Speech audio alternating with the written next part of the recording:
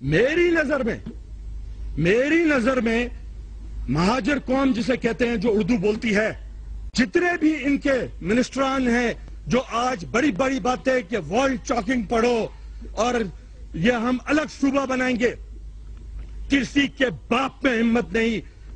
ये सूबा उस वक्त था जब तुम लोग भूखे नंगे आए थे और इस सूबे वालों ने तुमको पनाह दी थी। हम सबकी लाशों पे गुजर के आप सूबे की बात करोगे। एक बयान आया जनाब मिर्जा साहब का, जिसमें उन्होंने मतलब एक ही हमले में उन्होंने सारे पाकिस्तान मूवमेंट के कायदीन से लेके उर्दू बोलने वाले मतलब हर तरह के लोग थे, सबको लपेट दिया उन्होंने, बिल्कुल माफ नहीं किया, उसको माफ नहीं किया गया। उसका रिएक्शन बड़ा शदीद आया।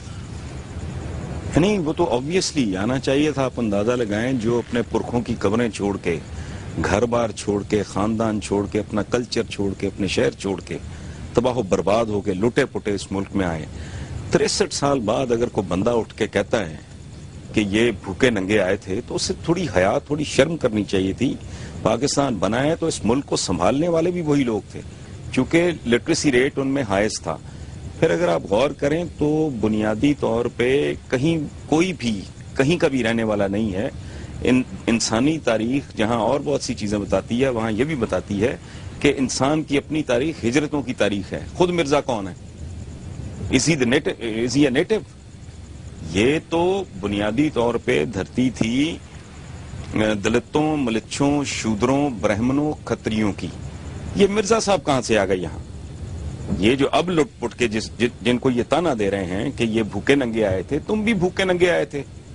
तुम्हारे पुरखों को शिबानी खान ने जूते मारे, भागते फिरे मावराव नहर में, काबुल आके तुम्हें आसरा मिला। उसके बाद इब्राहिम लोदी के रिश्तेदारों ने ज़हीरुद्दीन बाबर साहब को इन्विटेशन भेजा।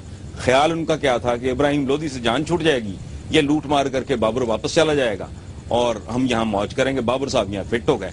अब ये मिर्जा हैं, सवाए इसके कि पीरियड का फर्क है। ये जो लुटपुट के जिनको ये भूखे नंगे होने का ताना दे रहे हैं, ये 63 साल का और 300-400 साल का फर्क है, इससे ज्यादा तो कुछ भी नहीं है।